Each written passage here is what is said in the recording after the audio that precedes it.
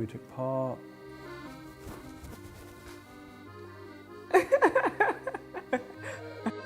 Don't move chin. It's alright, I'm just going to stop. Just when you end it. Don't look away. Yeah, That is not going anywhere. Just another day at the office.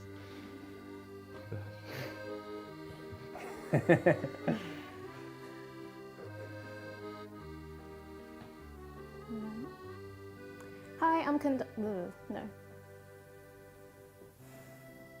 Most important thing is what I've learned from the HLA and adapting it and moving forward and making sure, you know, I make use of it. The reason why I don't know what to say. If I make a mistake, can I just take a pause and then start again? Yeah, I'm ready.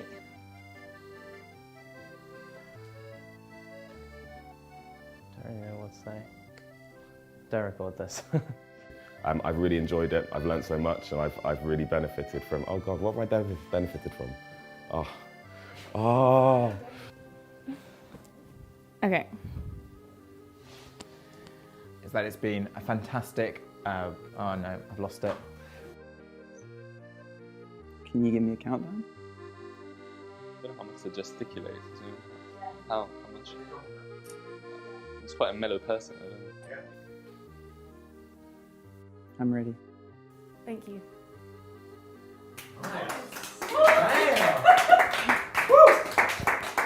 Okay, I think I'll chop and add some things. We're looking forward to seeing you. Bye-bye.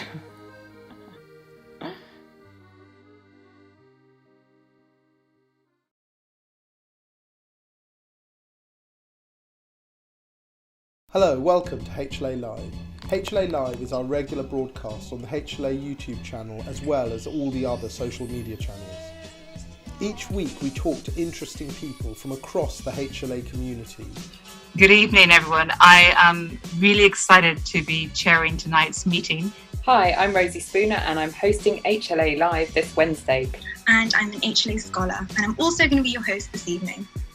To share with us their ideas and their innovations and hopefully bring them to a global audience. Quite quick, we have ideas, let's do this, let's do that. So many of the topics come from our community, with scholars and faculty expressing an interest in many of the discussions that we're about to have. Hello everyone and welcome to the HLA Live session on widening participation in the postgraduate realm.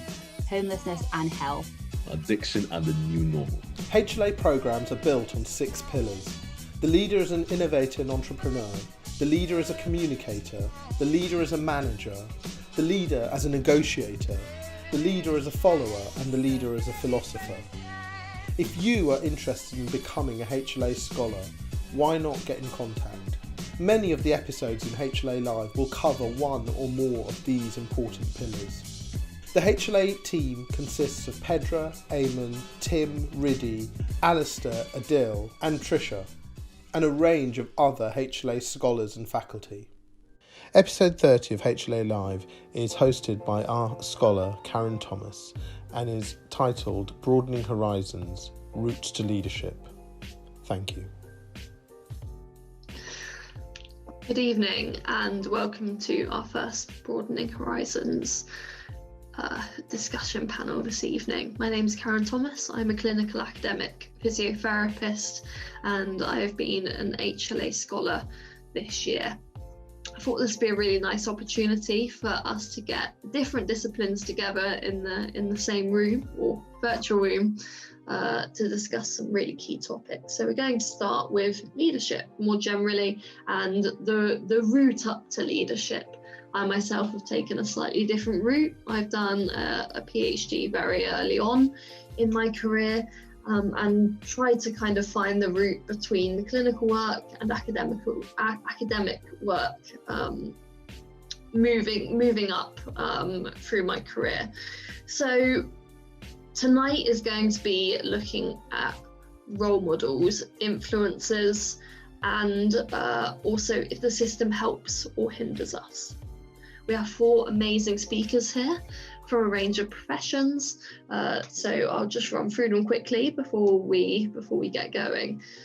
So I'll start with Dr. Tom Foley, who is a consultant psychiatrist, but very early on in his medical career, he made use of his multiple other degrees before going into medicine, and has influenced policy, academia. He's been in consultancy, and he's become a leading psychiatrist as well. So I think he'll have some really nice insights from a medical perspective.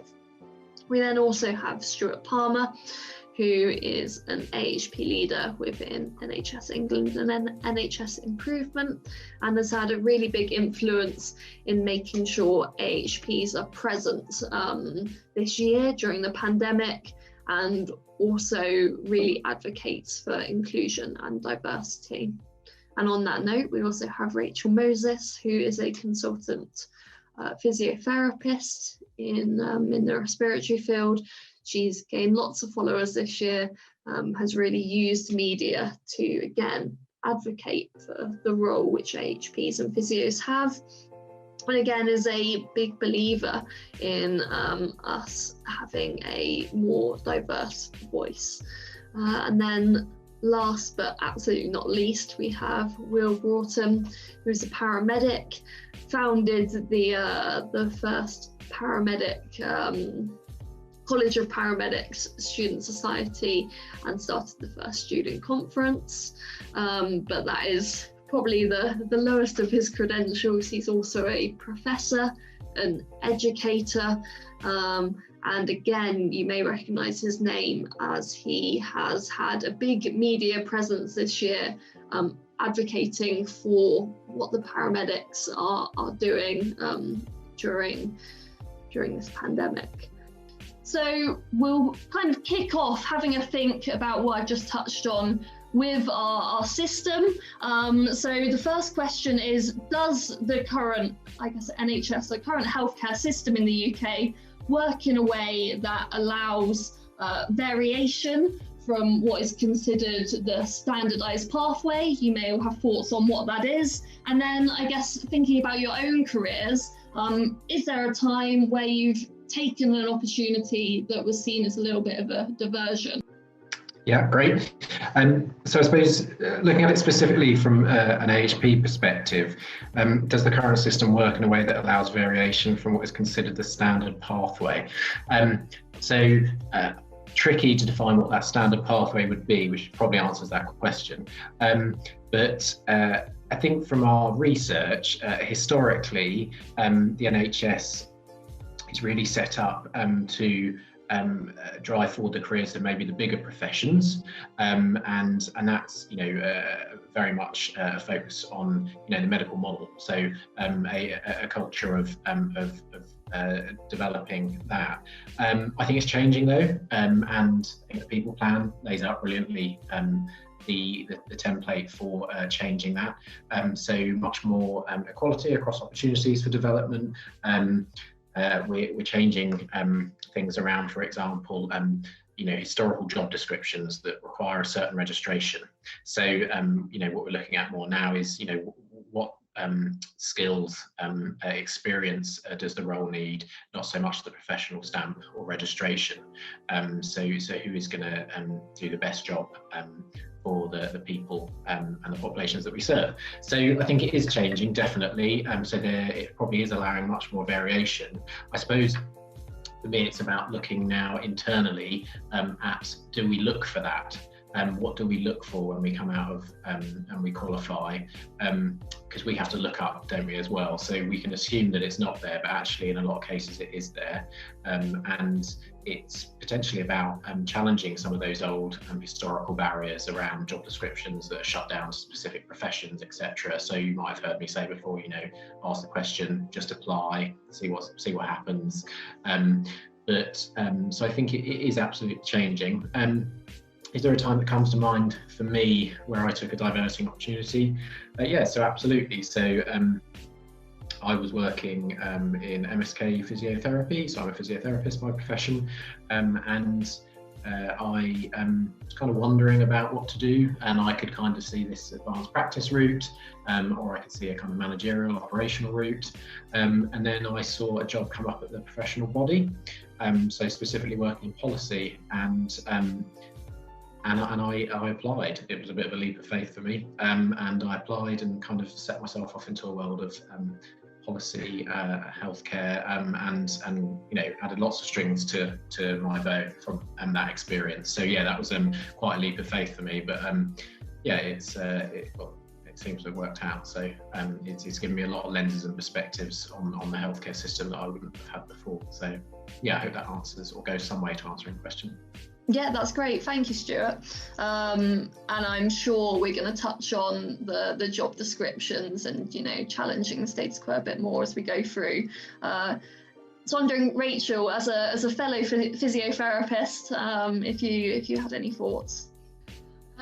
So if we think about leadership in terms of is there a pathway, then it depends, I suppose, how you define leadership, doesn't it? If you talk about clinical leadership, there's a very clearly defined career pathway you can take amongst the allied health professionals, which is it's just the same, isn't it? You graduate, you do your band 5, 6, 7 jobs, and then depending on what's available in your speciality, there might be, extended scope practitioner jobs, advanced practice posts as we now call them, or consultant posts, or you, like Stuart said, you make a decision at that point whether you go into a management role or you want to go into a clinical leadership role. Other professions have it much better. I think a much better pathway, for example, medicine and consultants, and to some degree my nursing colleagues, probably, as Stuart said, they're just bigger professions. They've got more people working on this. They've got more people working in development roles. And collectively, the work we're doing amongst the allied professions over the last 5 years with the HP leadership team is probably starting to show, because we're now doing things more as a collaborative. With that provides opportunities. So when you're thinking in your band 7 role now, if I talk about band 7 now, and what am I doing as a leader with my 7s is I'm not just thinking about them getting an 8A clinical post. I'm saying, are you interested in digital technology? Are you interested in service improvement? Are you interested in service redesign? Are you interested in developing your clinical skills to the next level? So there's many different avenues there that they didn't have when I was making those decisions. So the next step, the next part of that question was what have I done?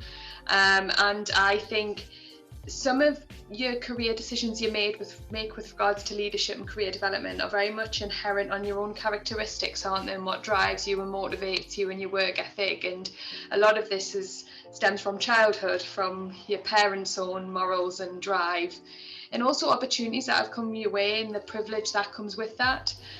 So I have been very fortunate to have really great leaders who are role models to me, but also know what poor leadership is like as well. And that really defined me and how I wanted to progress in my career. And I wanted to get to the top, I wanted to be in a consultant role. I wanted to be clinically the very best clinician I can be.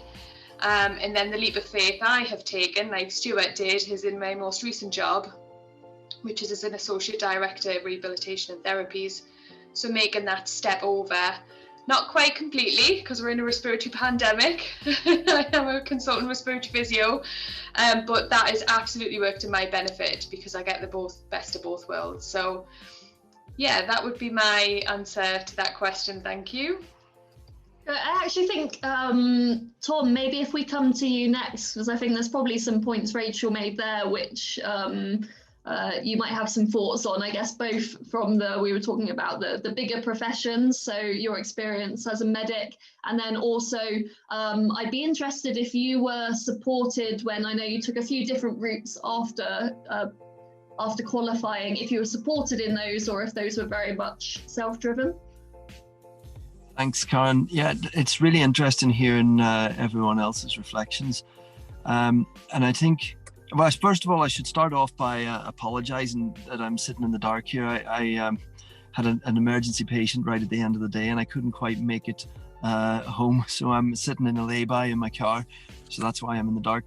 But yeah, really interesting. And I think, medicine is one of those professions that has a really well-defined career pathway, and you kind of get on this kind of conveyor belt at the medical student stage, and if you don't get off or do something else, you sort of drop off as a GP or a consultant at the end of it.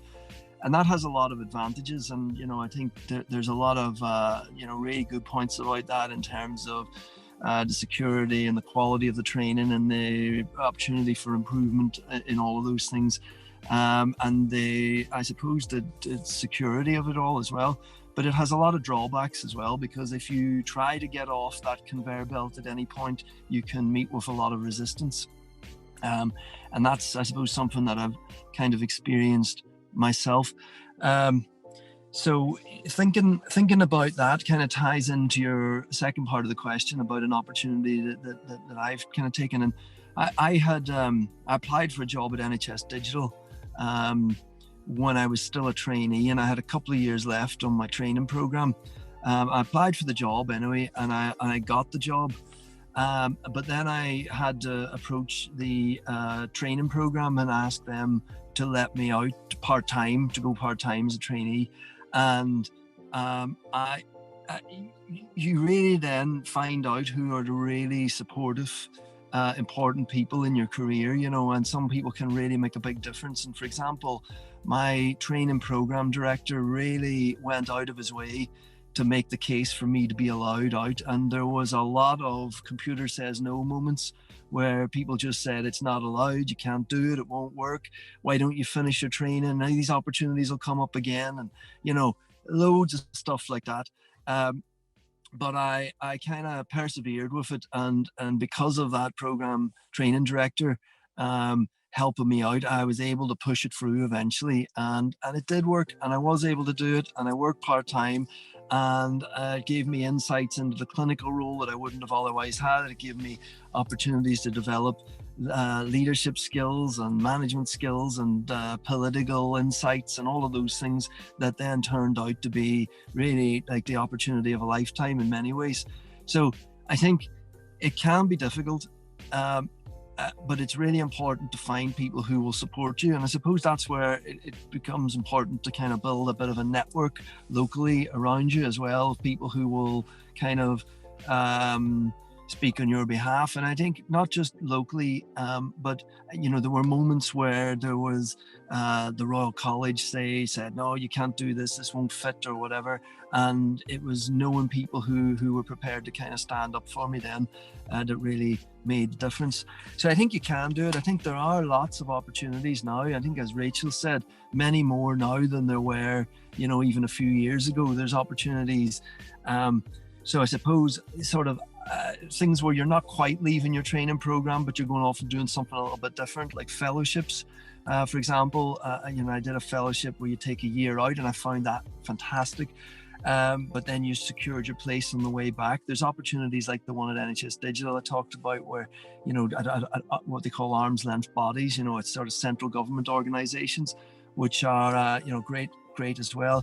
And then, you can do things that are a bit more radical, like going off and forming a startup company, or working at a startup company, or, taking a job in somewhere else, and then there are well-recognized roles in academia as well that allow you to kind of take a slightly different route. So I think there's lots of ways to do it. They're not always easy to achieve, but generally don't accept no for an answer would be my advice, and just keep pushing on it, because usually there's no good reason why you can't do the things that you want to do.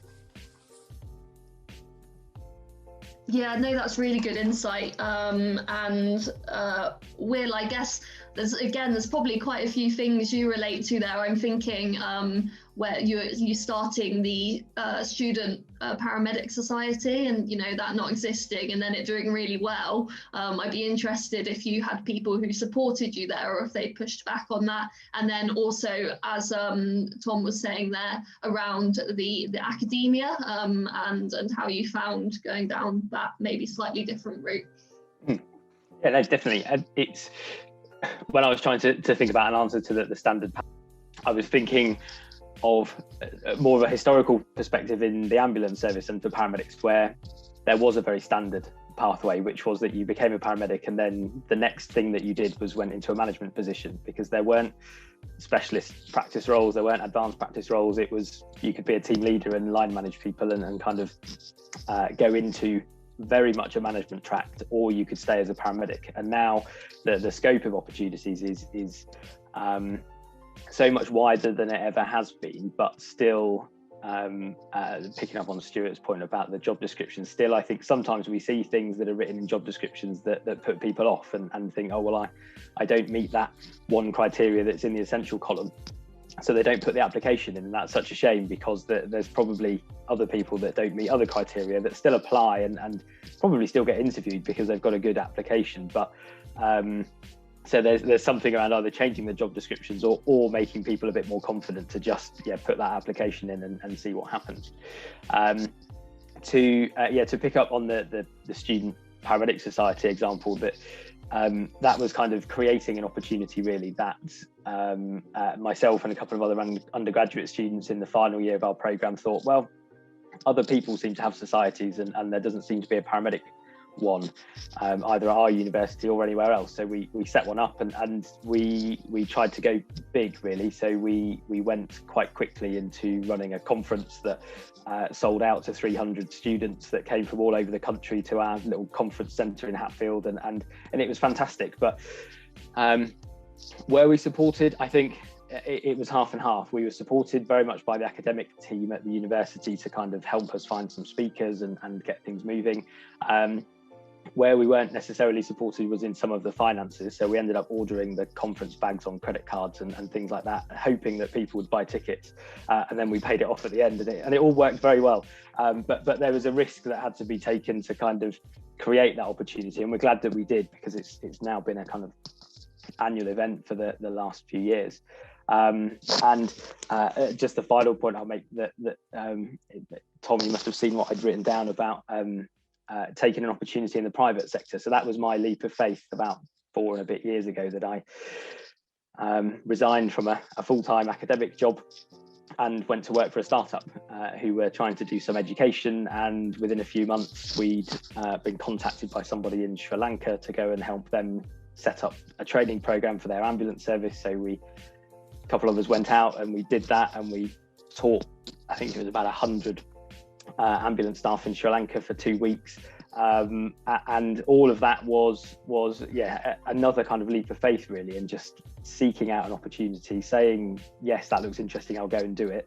And then once you're there, making the most of that opportunity and trying to create the next thing, and just saying yes. The Sri Lanka opportunity, we could have just passed that on to somebody else, but we thought, well, no, we're a startup, there's not many of us, but we'll give it a go and we'll see what happens. And it broke even, and it met its objectives, and that was a great way to just create another kind of option for me as a leader to go and do something overseas, which I hadn't done before.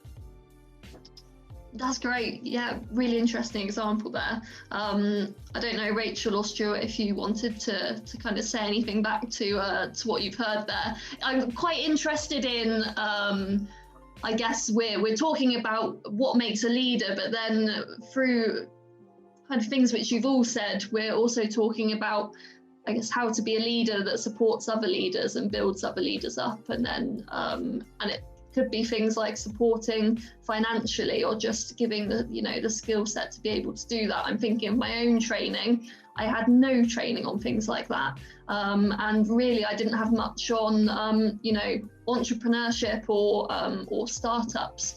So maybe that is something that should be there early on, or maybe it is something that should be there once you qualify. I don't know. Does anyone have any thoughts on that? Do you know, Karen, the more I spend in management roles, it's honestly just about being a decent person. And going back to what you said, Tom, it's about actually caring.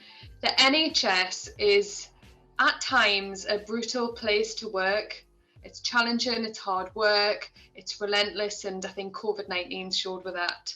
But it's filled with kindness and compassion and care, because that's why people join the National Health Service. It's not for the money, is it?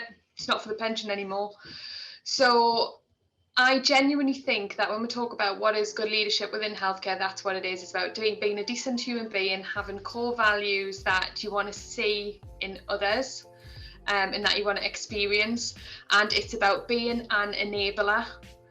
And it's not about dictating what someone's path should be, what they should or shouldn't say, what they should or shouldn't look like, what kind of hairstyle they should have, what they should wear, what should they have for their dinner. It's about enabling them as a person. And we will all have shared values in that decency, in that morality, but it's about allowing individuals to behave in the manner and achieve in the manner that's unique for them.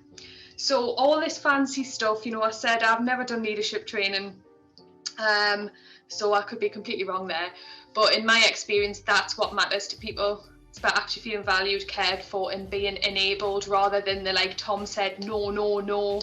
Because it just gets you down, doesn't it? And then you just end up leaving, or, you know, just trying another route to get there, which just takes more time. No, I completely agree. So, yeah, I completely agree with what Rachel just said. It is about, you know, who you are. You're going right back to basics, you know, you are who you lead, you know, to quote Brené Brown, you know, and that authenticity, that credibility, you know, the treating people with kindness, compassion, you know, people, as Rachel said, they want to be valued. And there's lots of different ways we feel valued and judge our value. But, you know, as a leader, you know, how do you really make people feel valued and get the best out of them? I think on Tom's point, he mentioned actually that with quite a linear a career pathway in medicine, it can actually restrict. And I think it's a really good point, because a lot of AHPs say to me, you know, we need a career framework, we need a pathway, you know, blah, blah, blah, blah, blah, you know, and all these things. And actually, I think one of the unique, the real uniqueness of being an AHP is that actually we probably do have to move around a lot. We do have to take lots of leaps of faith, but we go and get those lenses, those perspectives, and bring it back. And that is our real uniqueness. And that's what I think we do make really, really great leaders. You know, and we need to embrace that and actually be comfortable with the fact that it's not linear. But we do have to look for those opportunities. We have to challenge for those opportunities, and really, you know, get for me that point you were making about university and what you kind of are exposed to then. You know, coming out, we need coaching and mentoring straight away. We need to pick these people up. We need to grow our talent. You know, all of that straight away. So yeah, I thought it was a good point that Tom made. If I could come back on that one as well, I think it's a really important point you make about mentoring and coaching as well. I think there's always a drive to stuff more stuff into the undergraduate curriculums, and I don't think, you know, a load of lectures about leadership and management is necessarily what you need, either to inspire you or to give you the skills to actually do it. But I think giving people experiences, and I suppose that's the sort of thing that you get with the HLA, is the opportunity to go out and try managing something or leading something, and then to give you access to coaches and mentors who can then give you a bespoke offer to help you overcome whatever it is you need to overcome yourself. So I think that's maybe more important than having more points, more learning outcomes on the curriculum. Yeah, I completely agree with that. And I guess that kind of takes us on to, and it also going back to what we were saying right at the start about smaller professions, bigger professions.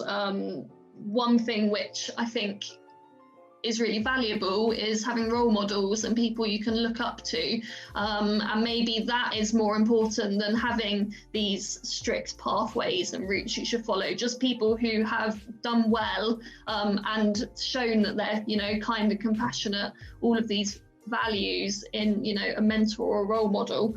So yeah, I guess I was just wondering what you all thought about leadership role models and those individuals being from a variety of backgrounds and paths. I think actually, Stuart, I'll come to you first, because I know you've thought a lot about this around, you know, inclusivity and different backgrounds and representation. Yeah, so role models are absolutely essential. It comes back to Tom's point again around actually it's probably not about sitting in lectures learning about leadership, it's about seeing it, living it, breathing it, hearing it, that real experiential part. So I think if you strip it right back, we know that diverse clinical leadership teams really positively impact on patient outcomes, patient experience. And so we have to do much better at making our teams diverse. We know for our BME colleagues that the opportunities afforded to them, there's less of them. They don't have the same experiences as their white colleagues, even as AHPs. But as the AHP workforce as a whole, we're hugely underrepresented. We're not diverse enough, and we need to do much better.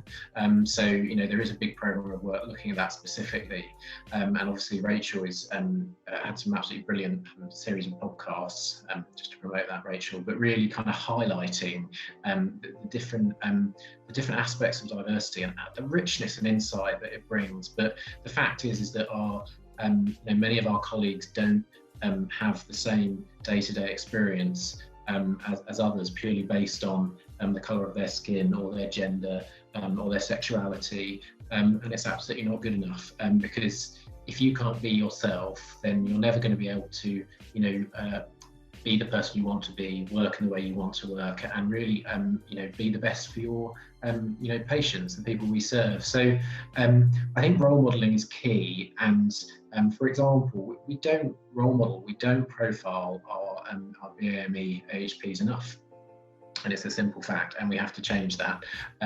We live and we learn off our role models. We all have our role models, don't we? And we all highlight certain aspects that we really like about them, but they need to be visible for everyone. So we're all talking here, and it's great, isn't it, that we're in this room talking, and I think Twitter's an interesting place for sharing, but to share profile, to share different routes, if you don't know it happens. If you don't know it exists, if you don't know that it can be done, then when I came out of university and kind of went in, I just thought I'm going to go for it. I'm going to, as Rachel said, I'm going to go and be, the best I can be clinically. I didn't even realise there was a world outside of clinical. My naivety maybe, but there's that real thing for me about I need to see it to believe it, and I think we can do much more, because there is some AHPs just working in the most amazing roles, and as Rachel said, NHS Nightingale, that those jobs are quite amazing, but we need to do more about telling and showing. And Rachel, I guess both Rachel and Will, you have really tried to highlight different people, different topics over the last year. So I guess Rachel, coming to you first, how easy have you found it to highlight different people and different topics through the media? I know Will's had training. I don't know if you've had any training on that. Well, clearly not. No, I mean, people that look like you, people that act like you. It's interesting, isn't it? Because I remember back in the day, I can't even say the word. It's embarrassing. Elocution lessons where you have to learn how to speak proper. That clearly worked out well, and I realised in my kind of after being qualified maybe about 5 or 6 years, when I started to experience some challenges from above me in terms of leadership, when I thought, actually, I've seen what really good looks like. This doesn't feel right. I don't feel valued, and therefore what's quite not right here, I can either stick around or I can leave, and I just chose to leave. Then I started to look for people like role models, if I go back to that question point about people that just had those shared values and people that I aspire to be like. But I did realise only in the past probably 8 years, when I've been on my own understanding of culture, diversity, what that means, how I can be more inclusive, that looked like me, but they were maybe a bit posher or a bit cleverer or a bit more confident, or and that was a real eye-opener for me, because I thought, why is that? And it was just because of the society. It was how, the upbringing, where I'd been brought up. It wasn't a very diverse area. And I think because of the route that I'd taken, when I moved to a hospital in Tooting, in St George's, I really had my eyes opened, and I thought this is an opportunity to learn and increase my understanding. And that's exactly what I've done, and I'm so grateful I did. And I had an amazing mentor, going back to mentorship.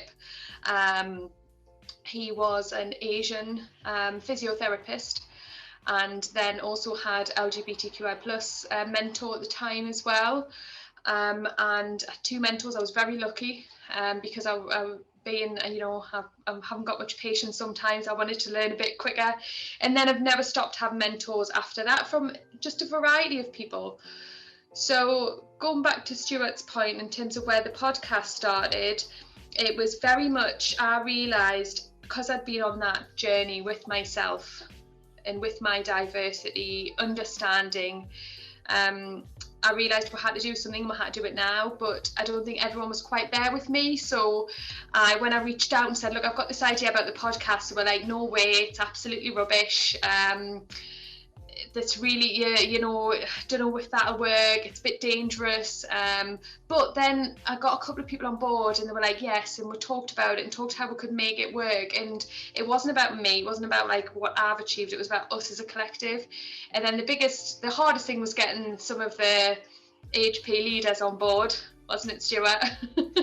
But we did, and they were amazing. And then we got some of the professional body leads on, and that was challenging, but we didn't give up, and that was amazing. So, and then the cycle continues, isn't it? I mean, it was, look at the panel tonight, you know, we're not quite white heteronormative, but there's something in itself, isn't it, in terms of doing better, making sure we have diversity on things like this all of the time as a standard. And that means reaching out to people who might not know, and that's where Stuart says the connections have to be there, because we have to, this has to be embedded in everything that we do now. I suppose I helpfully would also look at the kind of diversity and variety of backgrounds from a slightly different perspective in terms of what those role models have done with their career. So regardless of who they might be, what have they done to get to the position that they're in now, and what's their kind of what's their range been like in from the point of qualification, or indeed if they had a career before they joined the health service. So we know that lots and lots of people come into health having already had a career, and sometimes, you know, fantastic careers doing something else. And so those people have an awful lot to bring to not just their clinical role, but also probably that leadership role as well, because you know that when people come in from, even just from a different organization in health, but certainly when you meet and have conversations with people who don't have a health background, they offer such valuable and such rich perspectives on sometimes what we're doing in health and how we could do it slightly differently, slightly better, or just challenging challenging things that have been considered normal for sometimes decades, because that's just how we've always done things in that ambulance station or in that ward. And it's for me, it's having not just not just leaders or not just role models as a role model. It's having a role model who can share their diversity of experience and the opportunities that they've sought over their career, to then help people just probably to think, well, maybe I could try that, or maybe I could go in that direction, or maybe, oh, that's really interesting, they didn't work in healthcare at all, and now they're in this fantastic leadership position. So what was it that meant that they were able to do that? But then on the leaders themselves, I think we've got to try and create those opportunities to bring people with us, and make sure that we create some of those opportunities. It's because not everybody's confident enough to go and take or make their own opportunities. I think sometimes we've got to create those things and say, why don't you come and try this? Why don't you things like this are an opportunity in itself for different people from different backgrounds to come and have a conversation. And I remember when Johan from the HLA invited me to an event at the House of Lords to talk about the workforce crisis. And again, it was just, what a great opportunity that somebody created for me to go and sit in a room at the House of Lords with a Lord chairing it and have a chat about the NHS workforce and the crisis it was in. It was fantastic. And so those, I think some of the really valuable role models are those who do also create opportunities for other people as well. I was just thinking, listening to all of those comments, that there are lots of different terms that we use for people who kind of influence us. You know, we've talked about bosses, basically, or our direct leaders, you know, or managers. We've talked about role models, who in my mind are the kind of, you know, the famous people in our profession, like, you know, who've done great things, you know, the sirs and dames and all of that sort of stuff. And then, you know, we talk about mentors who are kind of people who are maybe a bit further on. They might not be the, you know, one of the superstars, but they might be somebody who's done something that's more within reach within the next few years, you know. And I think it's important because, you know, there's no point having a superstar as a mentor, you know, where their kind of experience is so different from yours. You know, valuable to have them there as somebody you know, but you know, maybe they're not telling you about what to do for your next 2 steps on your career ladder. And then we talked about, well, no, maybe we haven't talked about actually, but it occurred to me that there are buddies. Then, you know, so they might be the sort of people who you meet through the HLA or something like that, who are people who are going through similar experiences to you, but maybe in a different context. And you know, they're really important as well, and important to have diversity in those roles, also in terms of their professional backgrounds. You know, so some of the best mentors or role models that I've had have been non-medical people. You know, somebody like Anne Cooper, you know, who has a big influence on me, who comes from a nursing background or whatever. And then maybe even most importantly, like, there's peers. You know, the people who are in the same sort of slog as you, like at the same stage, and are just working their way through the same problems. And, you know, I did a fellowship with the FMLM, and, you know, I met loads of these people. I had some amazing bosses. I met loads of role models. I gathered some mentors. But the most important thing I took away from that experience was a group of peers, you know, and it's like 8 or 9 years later now, and I'm still in touch with them every day, literally every day on WhatsApp, on our WhatsApp group.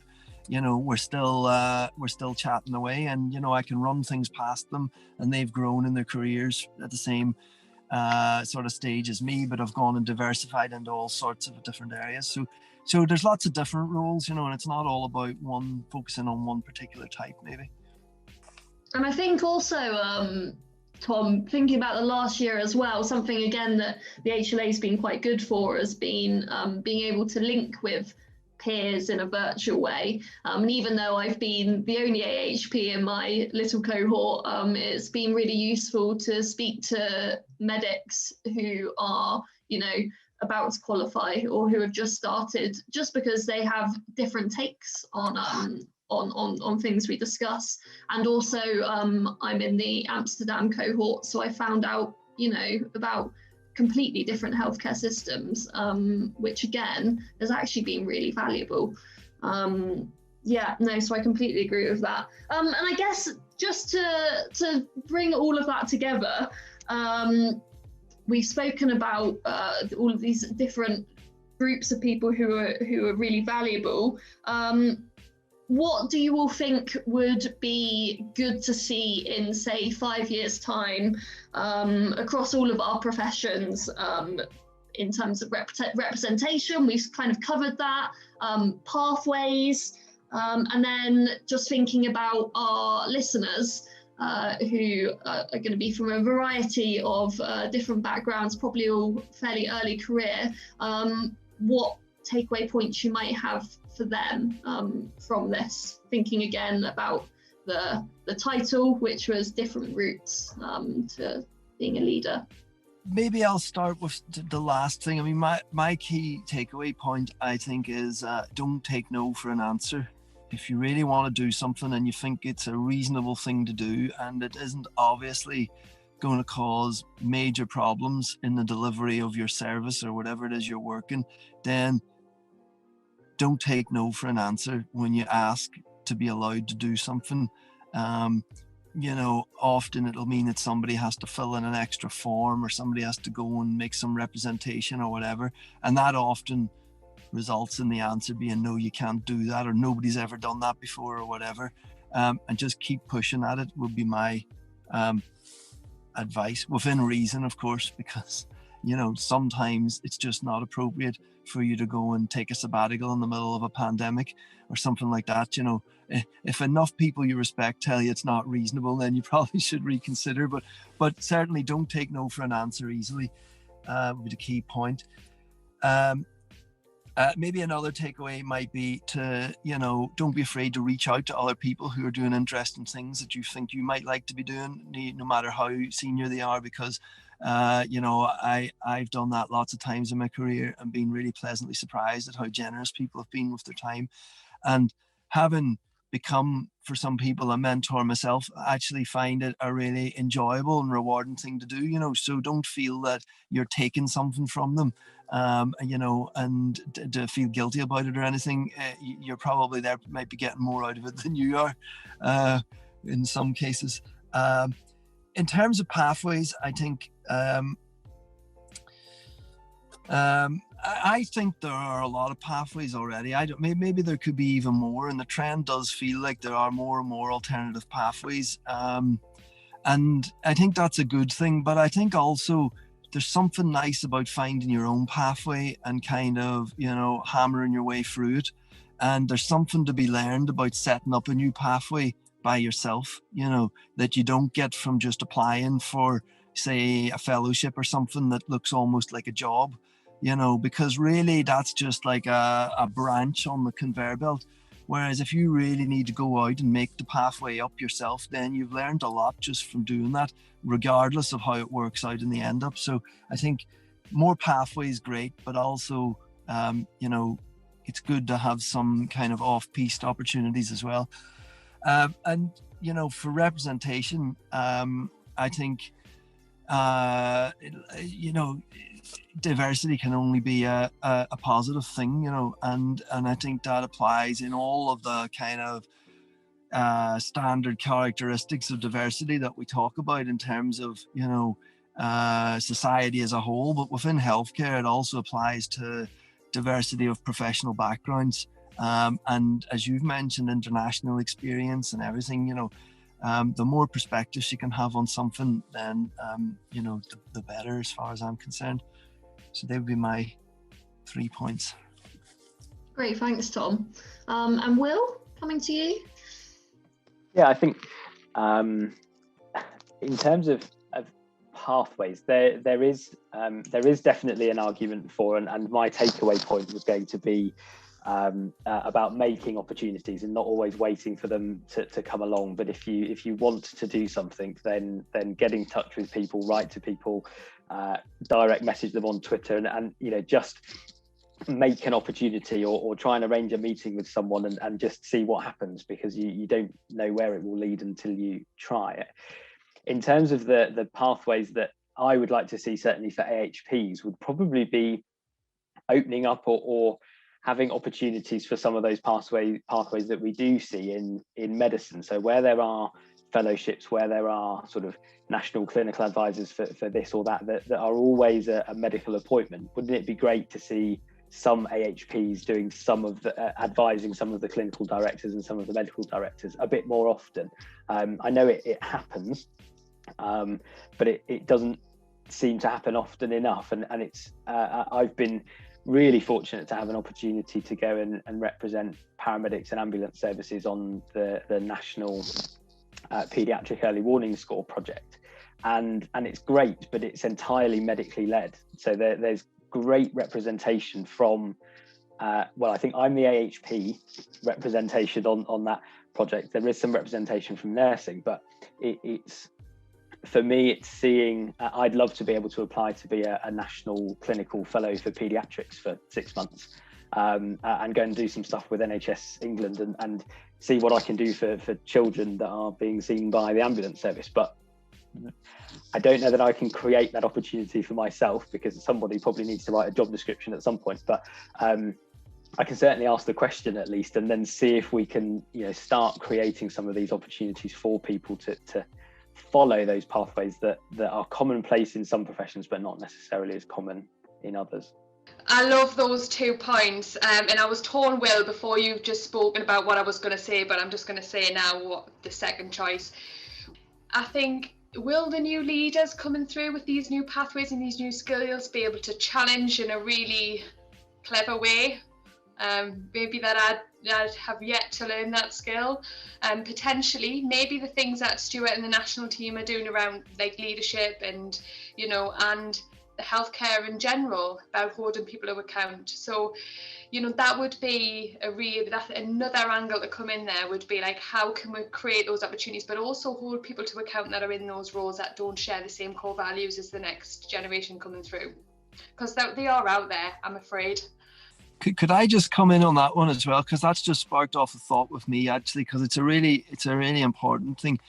And, there are lots of managers out there who are amazing and make things happen. And actually, all the way through, we've been talking about clinicians, and we haven't talked about non-clinical managers as well, in terms of the diversity of the people that we know and all. And we should really reach out to them and have them involved more, so that they get more of a sense of what we're about and what our values are. And then might be more motivated in some of the roles that they do also, and we get a sense of the challenges that they face too, because I think that's a really important one that we've missed in the whole discussion. So me then, I'll follow Rachel. Excellent, thanks Rachel. So I think, where to start? Tom, that's a good point as well about non-clinical managers. So we have one of the most, the largest and successful graduate management training schemes in the world, and obviously a lot of them are non-clinical, and I think that adds to the diversity of our teams, especially professional diversity of the teams.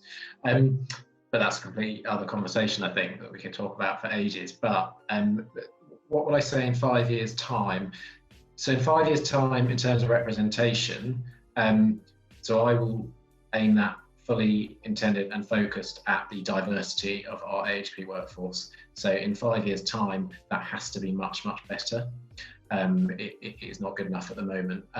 We will, by increasing that diversity, really challenging it and growing it, we will grow our talent, we will grow our role models. Everything we've spoken about tonight feels like a lot of it hinges around that. So I think that's a real target. The model employer targets released by RES, everyone should be aware of them. All of our chief AHPs should be aware of them and really driving them. Key takeaway points, so that everyone said everything really. Key takeaway, I think, you've got to, token phrase, but look outside the box in terms of, if you can't get some kind of experience inside the NHS, where can you get it from? And I'm thinking about governor roles, trustee roles, non-executive director roles, loads of different things out there, treasurer roles, all of those things from societies that we might take for granted, but actually it really starts to paint a lovely kind of portfolio of experience. There is something for me around what Will was saying. So we have fellowships, hoping to grow and grow them, grow the number of them. But you've got to apply. You have to apply. It's a leap of faith. We so often I have conversations. Oh well, I didn't apply because of it asked for this, or I didn't apply. Will made that point earlier. But you've got to put your name in the hat and find that mentor, that coach. We've all mentioned at some point, I think, a leap of faith. Who's going to be there to pick you up if you don't make it? Because you're not always going to make it. And that for me as a mentor, really there to catch you and help you see what's next. I think in the next 5 years, obviously with the integration, the move to integration, there's going to be masses of opportunities that didn't exist before. The way commissioning is going to be done is going to change. The way that the integrated care systems come together and work. all going to offer massive opportunities for really quite diverse roles, transformation roles, things that really I would say, the allied health professions have a real unique take on and lens on. So I think there's huge opportunity, but yeah, that would be my takeaway. Lots to do, without doubt, but I think it is about taking that leap of faith. But would just caution on, I think, Tom, you said this, but that rocking the boat, the Helen Bevan, rock the boat, but make sure you don't fall out the other side. There's a really fine line. I think Rachel could probably talk more about that. But how you, how you really influence, being a consultant physio, working with consultants, how do you influence those incredibly powerful people in the organisation without, walking out the door at the same time? If I could just add a little bit on the end there, I think there's also a real need to know and acknowledge that sometimes you won't get it quite right, and sometimes you'll send an email to someone and it won't land very well, and they might phone you up and say that didn't land very well. And I've certainly had a couple of those in my time as a trustee at the College of Paramedics, where I've sent things because I was passionate about it, and that passion has been misinterpreted at the other end, and then I've had to make a couple of phone calls to apologise to people and say, well, that wasn't what I meant by what I put in the email. I was clearly very passionate about what I was writing, and so that's a bit of growth in itself, of being able to make mistakes. And we've had a couple of quotes from different people, and one that I have up on the wall at my office is, failure is simply the opportunity to begin again, but this time more intelligently, which I think was Henry Ford.